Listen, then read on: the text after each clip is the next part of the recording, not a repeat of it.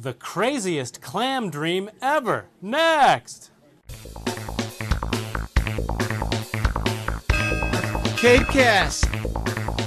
Howdy folks, I'm Eric Williams and welcome to CapeCast, the official webcast of the Cape Cod Times for April 1st. We get replaced by a renegade bivalve program in the second half of the show, but first, let's take a look at news. In breaking news, a Barnstable High School student has been arrested for writing a bomb threat on a bathroom wall that kept approximately 35% of students at home yesterday. Stay tuned to CapeCodOnline.com for more on this story. In the biting the hand department, Wendy Benchley, widow of novelist Peter Benchley, the Jaws guy, is speaking out against the Oak Bluffs Monster Shark Tournament, which she says glorifies killing the fearsome fish.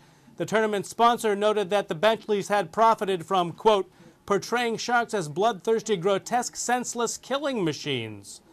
In the Grab Less Crabs department, the state is expected to cut its horseshoe crab quota by half this week. The move is driven by worries that other states' limits will increase demand for Massachusetts horseshoe crabs, used mainly for bait in conch and eel pots. Hey folks, April 1st has turned into a date that will live in showbiz infamy for CapeCast. We've just learned that we've been replaced by the following program.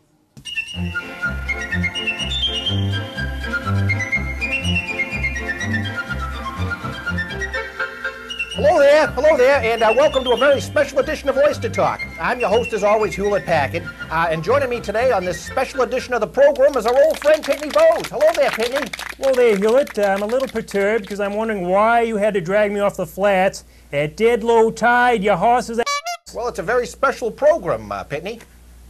And know what makes today's show so special? No, I don't. Well, today's show is special because we're going to be reading actual letters from actual Oyster Talk viewers. Well, Hewlett, I hope some of the folks out there will be asking interesting questions about oysters and clams and other denizens of the deep. Well, I suspect they will, Pitney. I suspect they will. Well, enough of our yakking. Let's get to the letters. I have one right here. Let's open it up and take a look. This letter comes to us from Avery Denizen. Mr. Denizen, I don't know exactly what you're driving at, but your letter reminded me of a dream I had the other evening. I'd gone to bed about 7:30, 8 o'clock after dinner and my usual glass of Clam-Ado. And I was sleeping along there, and all of a sudden I woke up yelling and screaming in the middle of the night, screaming like a seagull that just ate an Alka-Seltzer. I dreamt I was out on Ernie McInnard's Grant, out past Droppings Point, and I dug up a clam the size of a doghouse. Well, that's right, I did. Well, I was standing there admiring it, don't you know, conjuring up ways to prepare it, perhaps in a stew or a roll or a pie. And out of the mist comes our old friend A.B. Dick. A.B., as you know, is a fine oysterer and quahogger who has a rather large grant out in Dirt Hat Bay.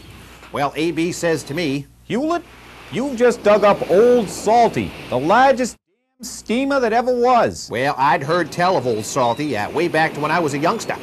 But I never believed the fantastic stories the old oysterers would tell. Anyway, here I was, face to face, or face to shell, as it were, with the very clam himself. A.B. says to me, Now, Hewlett, Old Salty's been poking around this bay for many a year.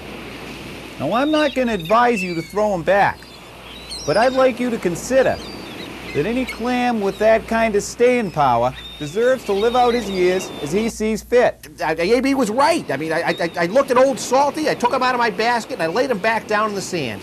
And you know what? I do believe Old Salty gave me a wink and a smile before I went. I do believe he did. Mighty interesting dream, Hewlett. Mighty interesting. Well, thank you for coming on this special edition of Oyster Talk, Pitney, and we'll see you shortly. Go to hell, Hewlett. Many thanks. Many thanks, people, and we'll see you next time. Bye-bye. Huh? We're still here? All right, April Fools. Now let's open up the world of sports. In opening day girls high school softball action, Sandwich suppressed Martha's Vineyard 9-5. Now let's check the all-important Cape and Islands weather forecast, backed by video from McGuire Landing Beach in Wellfleet. For tonight, showers likely in the evening, windy with lows in the upper 30s. For Wednesday, sunny and windy, highs in the upper 40s. Okay, we've got to get out of here. This has been CapeCast for April Fool's Day. Till next time, see ya! CapeCast.